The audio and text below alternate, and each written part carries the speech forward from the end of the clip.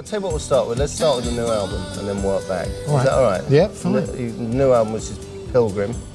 All right, start with that. Tell us, you know, who's on it and when you did it. Oh, well, that's a long... Well, that could take the next 2 or 3 hours. I mean, that's fine. We've got until they fill up the crustacea bar. Oh, right. Well, then we'll pause for that. Right, okay.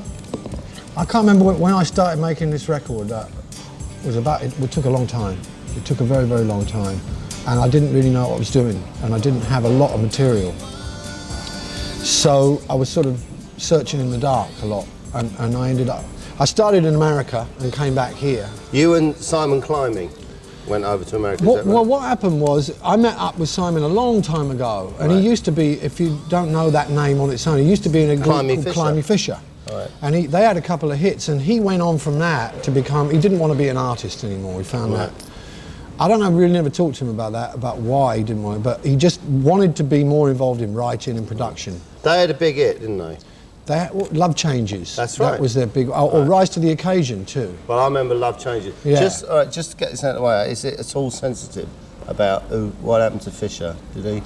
He talks about him a lot. Oh, right. I've never met fine. him. No. I don't know the guy, but no, I think they're still pretty good pals. All right, but he hasn't. But do you know what happened to Fisher? No, I don't. But I do have this image of him and Garfunkel having a little band somewhere, and Crofts out of Seals. Do you know what I mean?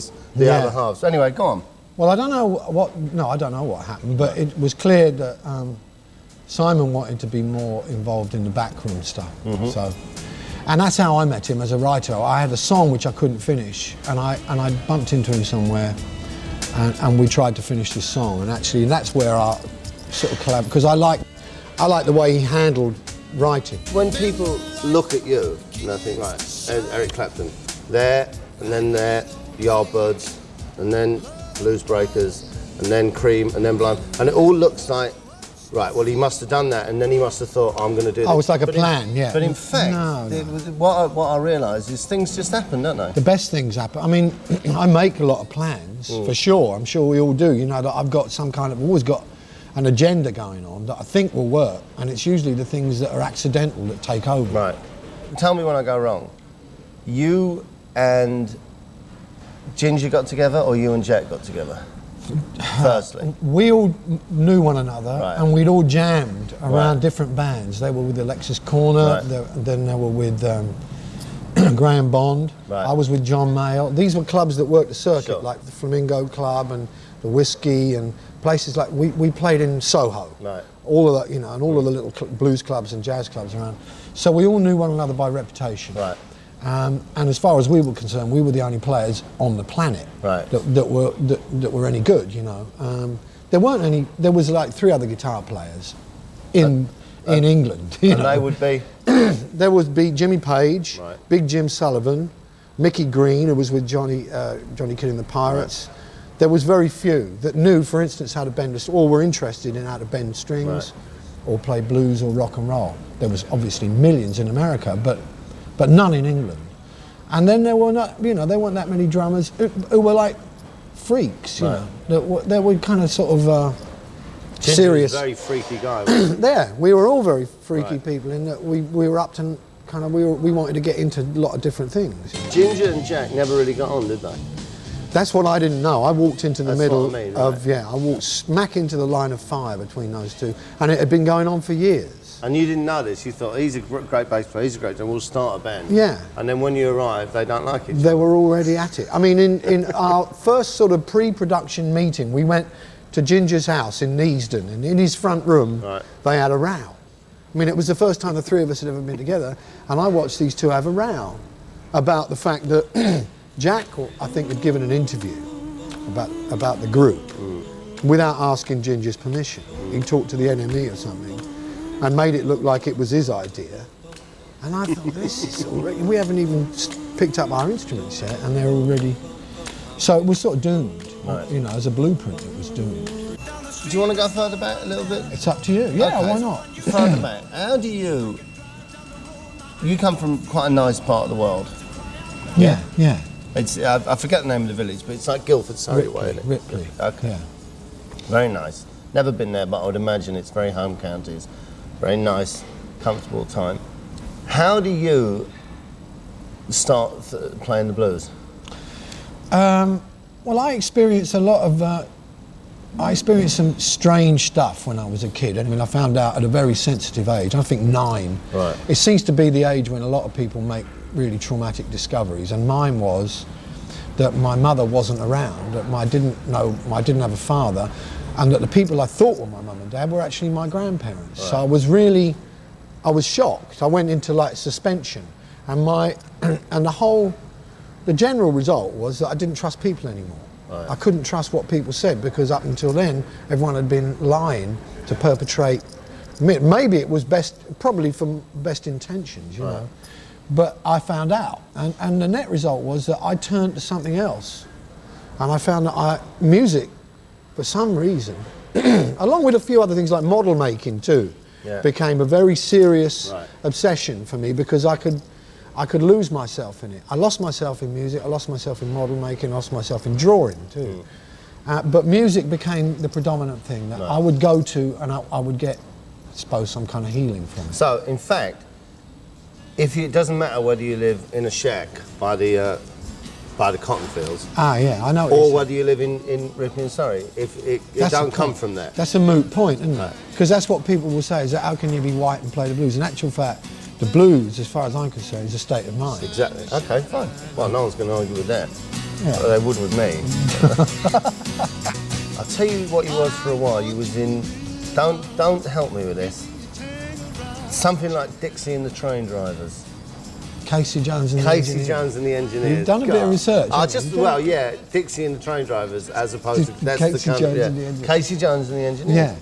You was in them. Well, there was a lot of Liverpool people. You know when the Beatles hit, when they was that Pop Goes the Beatles, that radio show. You ever heard of that? Yeah. They all came out. You had the Big Three, the Undertakers, Jerry and the Pacemakers. Right. There was a lot of very healthy bands in Liverpool, but I mean that were as good as the Beatles, but they just couldn't write. Right. They, like John and Paul learnt how to be writers. They were craftsmen. Right. These other guys, like the Undertakers, were a killer band. I have to admit, I've got no memory of the Undertakers. Jackie Lomax and the Undertakers. Jackie Lomax, Sam Milk Sea. Yeah. Who then went on to record on Apple. He was the lead singer of the Undertakers. I had no idea about that, but that ties up why he was on Apple then. Yeah. I had no idea he was even from that neck of the woods. That's it. But do you know Sam Milk Sea? Yeah, I was on it. I played the guitar solo. Oh, get out. So this research that I did. Yeah. Some of it. Yeah. I had no idea you actually played on that. That's one of my favourite records. Yeah, it's a great song. Oh, well, congratulations then for being on Sam Milk Sea. Okay. Thank you. So the Yardbirds then. Now here's a funny band, the Yardbirds. A band that never, well, this is only my opinion, what do I know? I only spent years buying the records. Never reached their full potential, and they never went over that hill. You used to rock with, what's his name, didn't you? Samuel Smith. Yeah, well, a little bit, but he was my rival in that band. Right. Because he wanted to take it in another direction. I was getting more and more into hardcore blues. Right. And he was listening to Joan Baez, Bob Dylan, and Simon and Garfunkel. Right. But I was really narrow-minded then, and a purist. And if it wasn't black, it didn't exist. What was the Goulburn song? It was called For Your Love. For your love, don't give you anything. But it could have been a damn good rock song. Well, it was a big hit. Right, but it could have been a lot better. My memory of the argument at the time was that Samuel Smith fancied the whole thing as being orchestral. Yeah. And wanted to bring in strings and wanted to introduce, and make it a pop record. Yeah. And your feeling was that no, it should be a rock song. Well, my bit was the middle bit. Right. You see, because they let me do that. It was like their way, because I was sulking so bad by this time. I was just sulking. Sulking. Really? Yeah. You surprised me. Really? I'm a human being. I sulk. You were very miserable in them though. You were very serious. You called me Dower, didn't you? I did. I made the terrible mistake one time of calling you Dower. Dower. Right. We will not forget that. No, but I will, in deference, I won't say what you said. All right, just in case she happens to be watching. I didn't say anything. You did. You said, I'm not Dower. I'll tell you who's Dower. And you gave the name of the lady. I never did. You did. I'm not going to Who repeat did I say? Well, no, don't make me say it. You're making this up. All right. See, right, you said, I'm not Dower. Joan Armour Trading. She's I Dower. never said Joan Armour Trading. You're lying now. You said Joan Armour Trading. That's what you call Dower. You did? Well, to be fair, it is. Yeah, all right. I'm not saying that I said that, but I agree with you. Right, okay. You're, I've forgotten. I've forgotten. Oh, no, completely forgotten No, what wait a minute. Hang on, wait a minute. I have to go back. You Sulking. We were talking about sulking. You were very serious. I remember you. I was sulking because you once said. What happened? I'll tell you the real truth of this. We were given the opportunity we were going to make a record, and the general vibe was, this is make or break it time. We got to get a hit. We really need a hit, because we'd had a couple of singles out. One single called "Honey in Your Hips" was the Yardbirds' first single. Do you remember the advertising for that? No, I don't.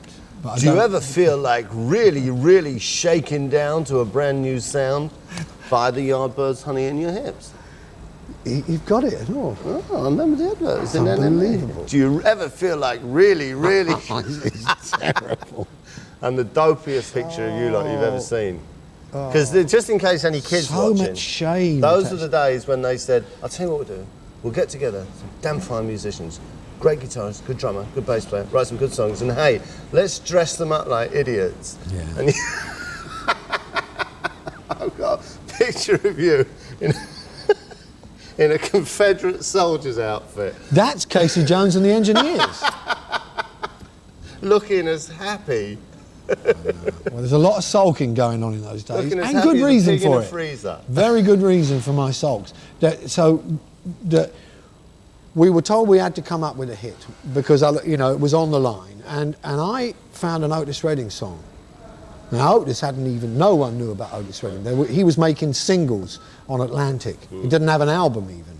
But I found These Arms of Mine, I think it was called. It was one of his early singles, and I thought we could do a version of this we could make it white, but it would be like a crossover thing. Yeah. This was intelligent thinking back then, you've got to admit. Yeah, okay.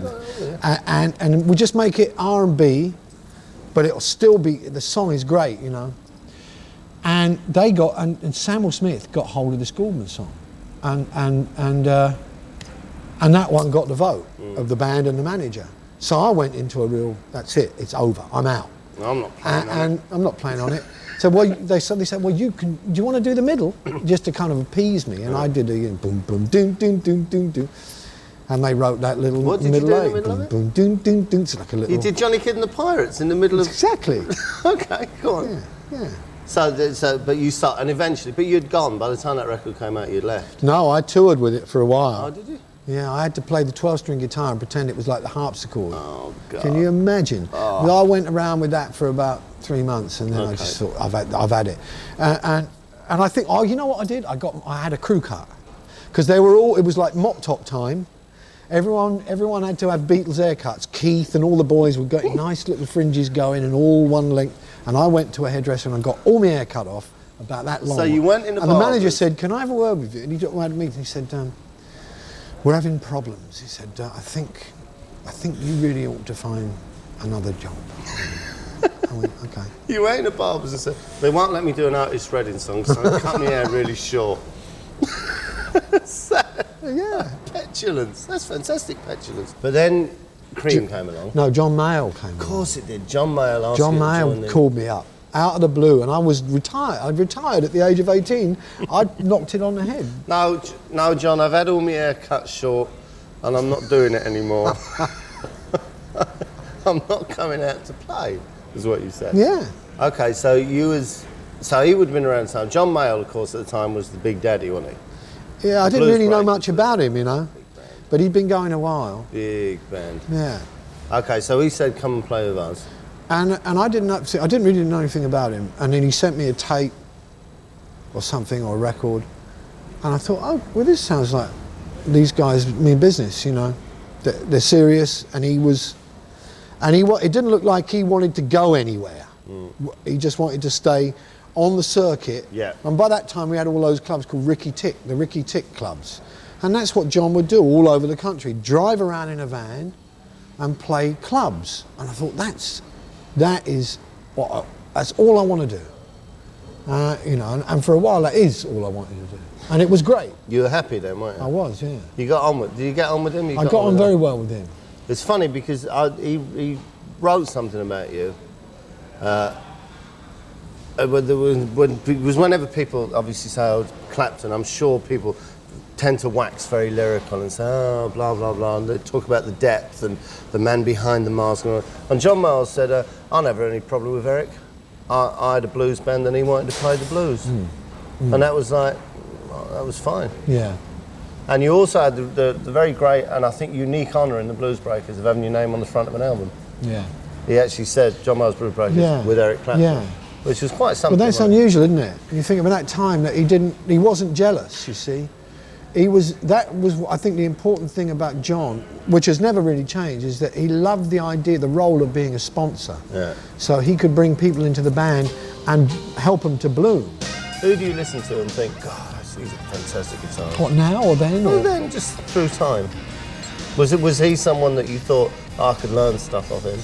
Not as a guitar player. Musically, overall, I learned from John. And I learned as much about leadership, leading a band. I learned philosophically, in a way, in a very abstract way from John, about how to be a musician and how to make it work, you know, without being ambitious. We have spoken about this, and we'll talk about it now. Yeah. You have a strange kind of ambiguous thing about the current popular music scene, don't you? Yeah. There is no one that really sets your soul on fire, is there? That's not true. No, there are some. I mean, I'm with everybody else on Radiohead. I'm really with that, and I heard that without knowing much about them. I heard Paranoid Android, right. And the structure of that song swept me away, and it tuned me into what music is about. It made me think of like great classical music, opera, right. The structure of it, and the singing. His I don't think he really works very hard at it, but he's just got the gift. Okay, so you like Radiohead, but in general, this kind of Britpop... The Britpop thing, I think, became so self-important. I mean, what I would experience would be based on travelling. I'd go away, say if I went to America or I went to some other part of the world, as I do quite frequently. You love to travel, don't you? I love travelling. But I would come back to England and think, these people, there's a lot of conceit going on here.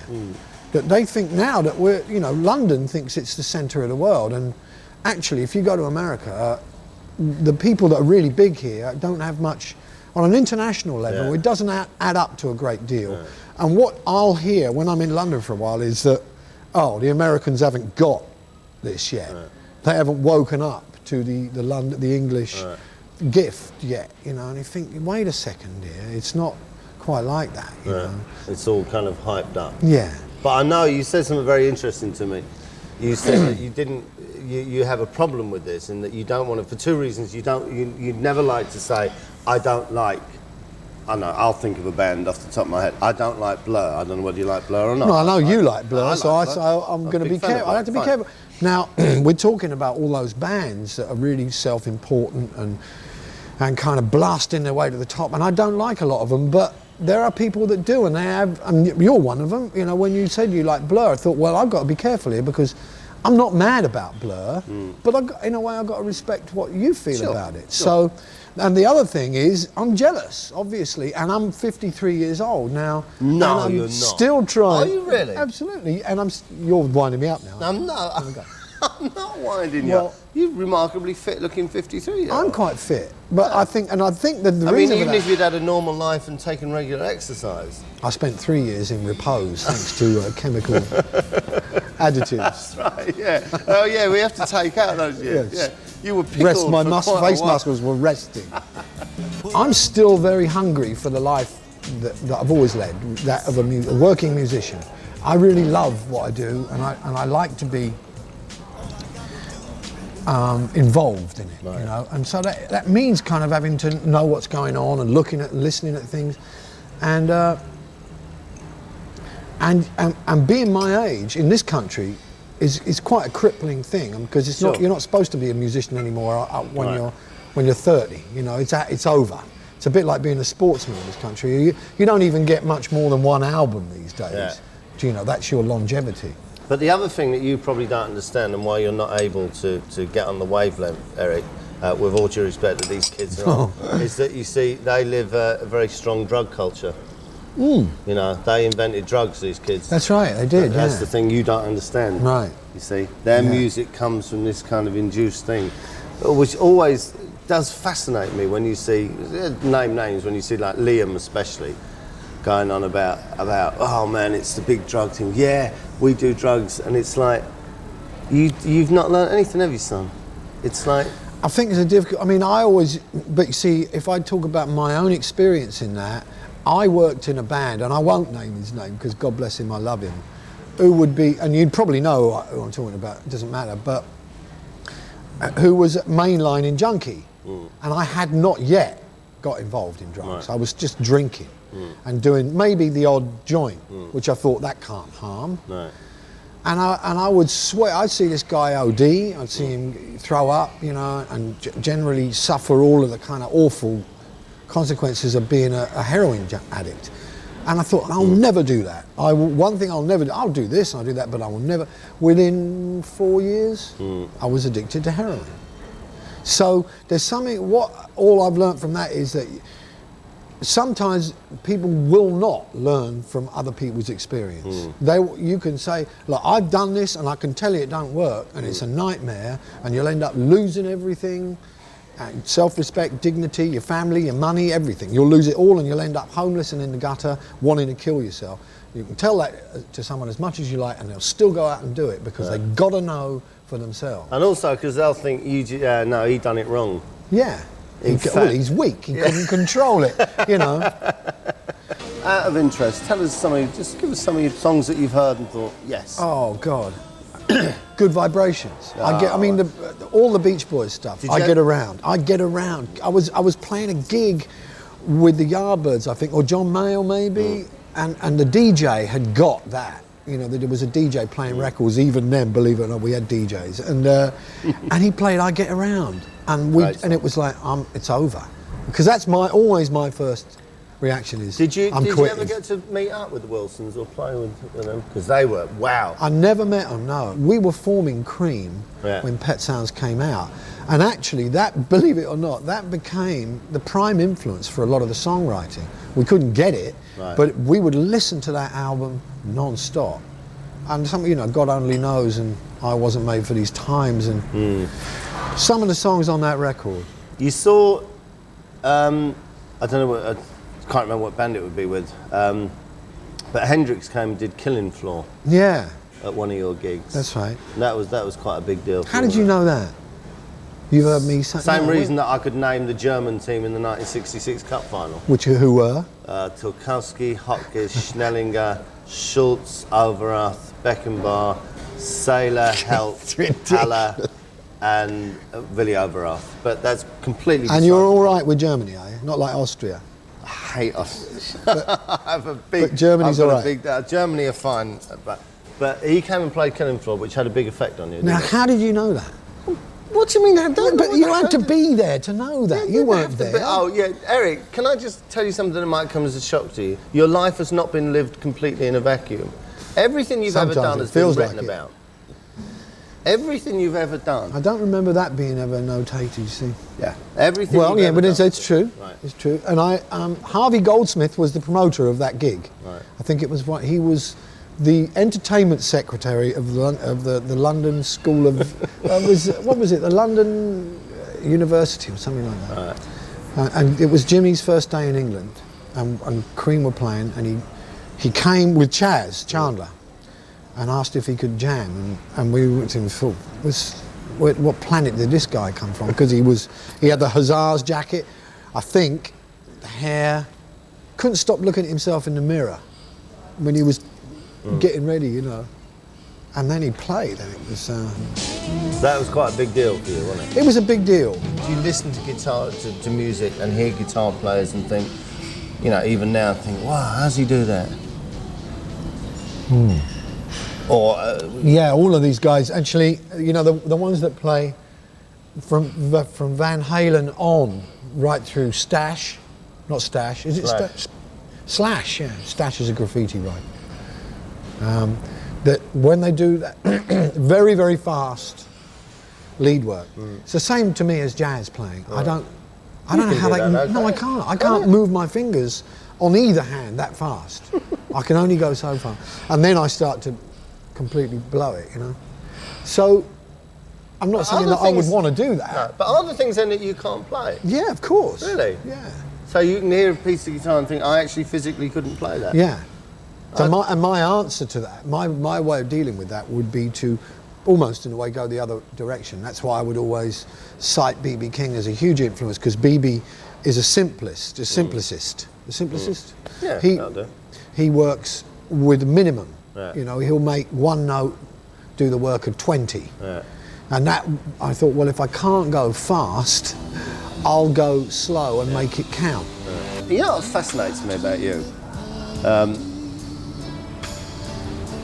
You always actually wanted to be a guitarist in a pop group, in a band, didn't you?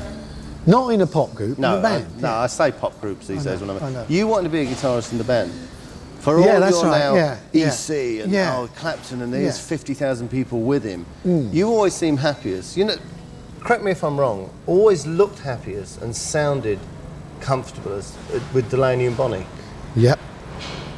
Yeah, I didn't actually start singing until I was in my 20s. You know, I mean, I didn't want to sing. I tell you what, the first time that became an issue was when we formed Blind Faith. Right. And because I'd have an idea of what the singer should do, you know.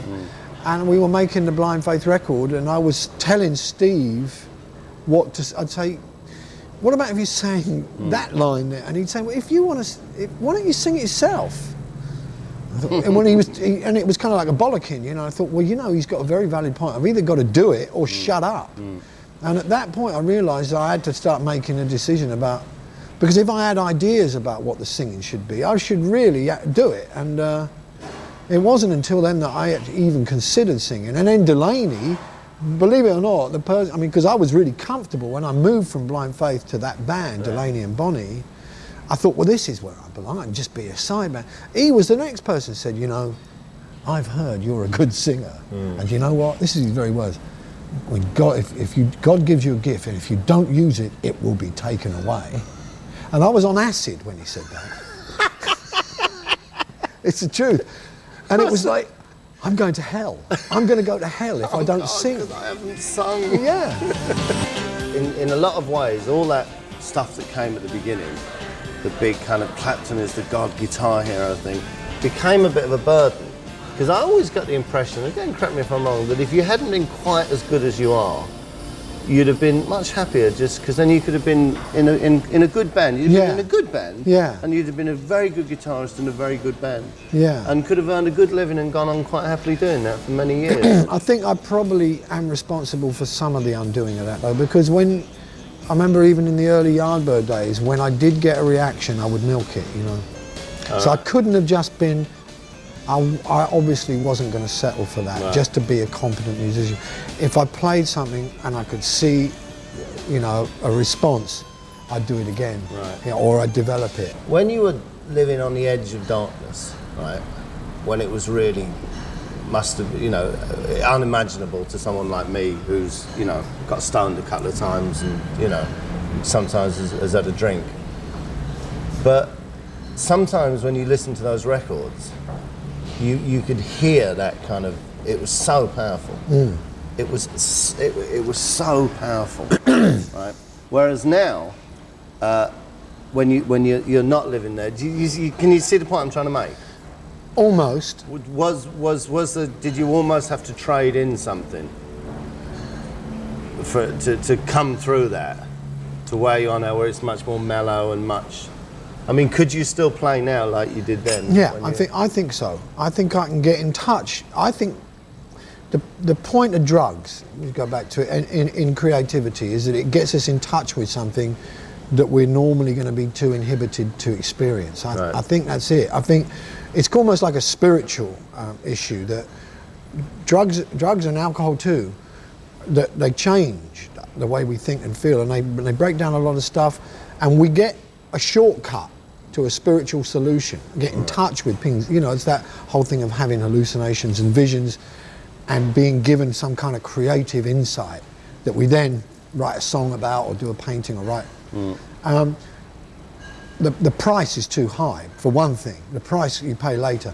But the real truth is, I believe that our purpose is to be here to find that route and not take the shortcut. Okay. I think the great artists are the ones that do it just by application, because the shortcut is, I mean, it ends in disaster. And really, I may have got in touch with a lot of stuff, but I didn't really have the wherewithal to put it together and to hold it. You know, I lost it all, and then, you know, got lost in oblivion. What I'm trying to do now, and I think the purpose of my life now, is to get in touch with that same stuff by application, by hard work, really, because it's anyone can take a drug and think they're John Lennon, you know what I mean? Okay. And then write a song and think it's John, I've just spent the night with John Lennon and he gave me this song. And, you know, it's an easy experience. To work your way to that is a lifetime job and very hard. But I believe that, you know, it's like having developed a belief system, I think that's what it's about. So, I don't know if I've answered your question, but I think you have answered. I think I'm trying to still going to the same place. You've given a very succinct answer to a hugely convoluted question, which could have been phrased is when you're out your face all the time, did you play better than now that you're not? That was basically the thing. You know, the trap in that is that you think you're playing better. Yeah. Okay. I always get feel tremendous responsibility about this thing with drugs and everything, and music, and how they got to be. They kind of they live side by side. Well, I mean, I don't do it anymore, and my fear about people that kind of believe in it is that in a way it negates the music, because if the music's dependent on the drugs, then it can't be very good to begin with. When you say that, right, most people's understanding of it is that you get you're doing something, maybe you're playing the guitar, I don't know, I did about 2 years in bands, but doing other stuff, you get a bit stoned and you become heightened slightly. Yeah. And you're talking about beyond that, aren't you? I'm talking about where I ended up, which is where I couldn't play at all. Right. But I couldn't move, you know. But I mean, my recollection of being a guitar player, I was a guitar player and a music lover long before I was good, long before I ever took my first drink. So it didn't depend on it then. Yeah. It wasn't enhanced by it then, because I wasn't doing it. And what happened was one took over. I mean, I was a guitar player, and then going along here, the drugs come in here, the guitar player goes down and down and down and down and down. The drugs get higher and higher. Finally, there was nothing else but the drugs. And the middle bit was about me going, oh, I'll take some of that, it sounds better. All right. It just sounds better. So what was going on was my perception of what I was doing was heightened. Someone else's perception, they'd be sitting there thinking, this guy's playing crap. Yeah. But I thought it was brilliant. And I would get, my only evidence of that would be when I would make cassettes, you know. I'd write a song off my face, and the next day, if I was sober, I'd listen to it and think, oh, this doesn't sound quite as good as I thought. And in fact, it would be awful. I thought there was an orchestra involved.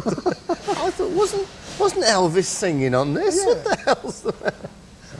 Right, so...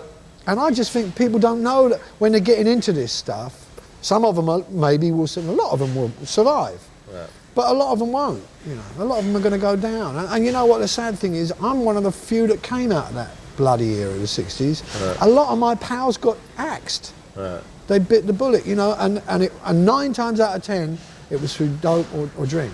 Now, fine. And there's this whole thing about being in your 20s where I'm 25 and I don't want to be 35. Yeah. Anyway, I'm going to die young. Dying's not that great, I don't think. No. You changed your priorities. You reached a point where there was a choice to be made. Yeah, it was a choice between, do I want to be a stoned musician or do I want to live? I mean, because that whole thing about, does my creativity depend on having something in my system? Well, in the end, it did. And in the end, everything depended on having it. You know, I couldn't go out. I couldn't answer the phone. I was terrified of everything. But and so by that time, I was in the grips of a massive addiction, which I ended. You know, with a lot of help, not on my own. I had to get a lot of help. And in the process of getting that help, I had to answer a couple of questions like, do I want to die or do I want to live sober? I mean, and I thought, well, if being a musician means I'm going to die, perhaps I'll quit.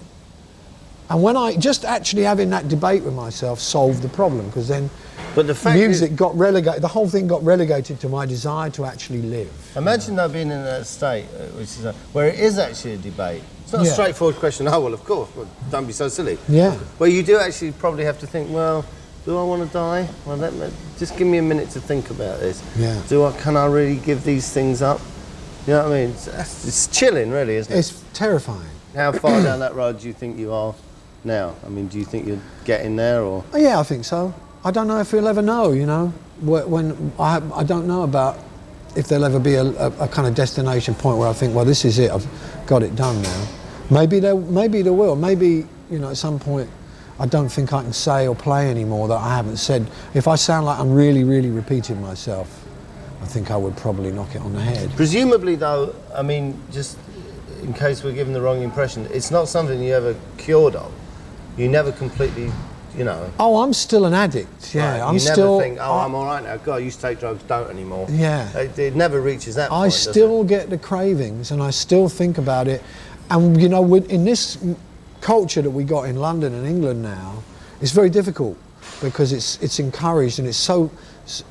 You know, they want to change the laws and all that, and to make, you know, soft drugs legal, and you know, that's another debate I don't know about, but it's so hip, it's so necessary now to look good and be, and you know, for your image and everything, to be doing that stuff. So it's kind of like I've got to be quite strong with my belief system. The new album, there are 2 tracks on that I've heard. Would I have heard My Father's Eyes? I've heard you've done that before, haven't you? Yeah. You've done that. Oh, you mean that have been around a while? Yes. These songs. Yeah. There's about My Father's Eyes, Circus Left Town, He Needs His Woman. He Needs His Woman is the oldest of the songs, right. and that I wrote when my marriage broke up, actually, a long time back. My Father's Eyes and Circus Left Town were written as a result of losing my son, and they were really. I had to do something with I had to do something.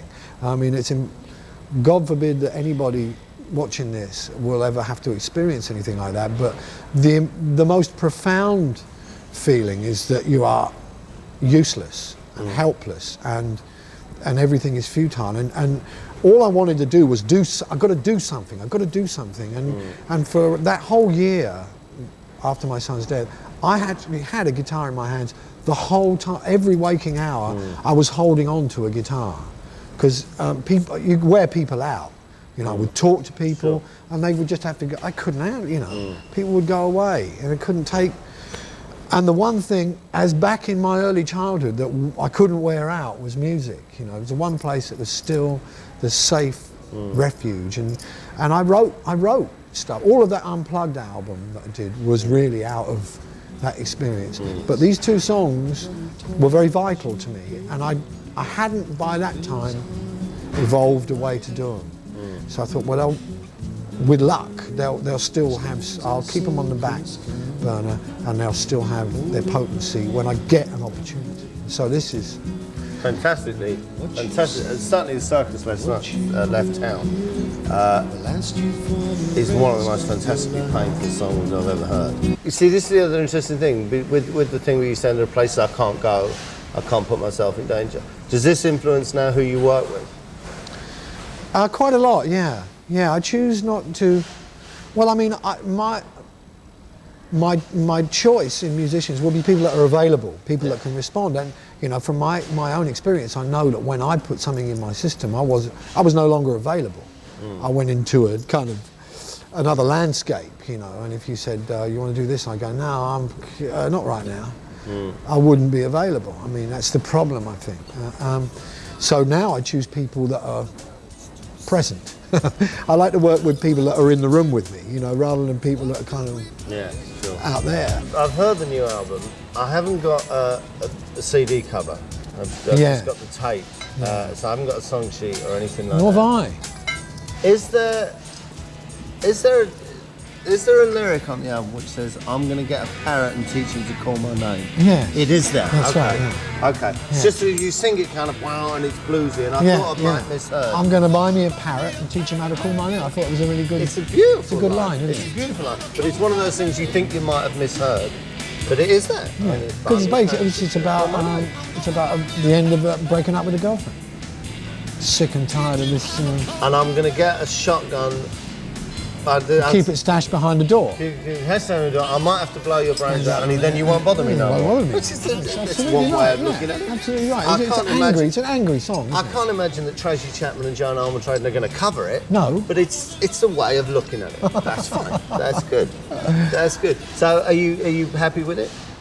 The whole thing? Yeah. Yeah. I think we took a long time deliberating about everything, and that's because I got involved with Simon. Simon Climie is more than computer friendly.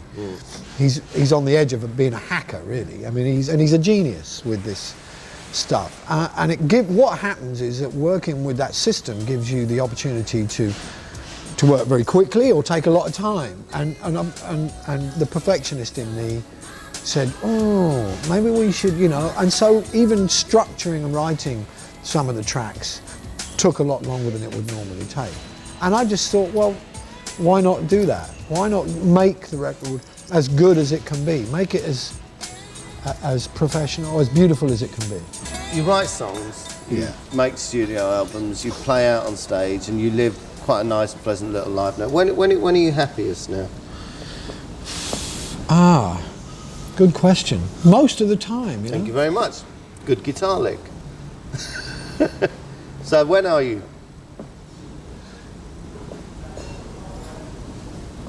I don't get what you just said. No, you said good question. You complimented me on what I was doing. Oh, okay. So I returned the compliment. Okay. No, most of the time. Most of the time. But doing what? Anything. Anything. It doesn't, I wouldn't say anything specific. No, not even playing the guitar. Sometimes that's, when I'm least happy, because it's bloody hard work. I don't like work, mate. I think we'll go back to what you discovered in my fireplace this morning. I'm probably... All right, no, let's happy. Set this up. Find a camera. Eric, when are you... At what point, all right, you've played on the biggest stages in the world, you've sold 18 million copies of it. At what point are you at your happiest? Sitting in front of the telly, eating a nice lolly. And then throwing the stick in the fireplace. And missing. Yeah. I'm quite lazy, But isn't that bliss? Isn't that better? Bliss. Isn't it better? Isn't it better to have a hearth full of old lollipop sticks than a squat full of syringes? That's got to be it.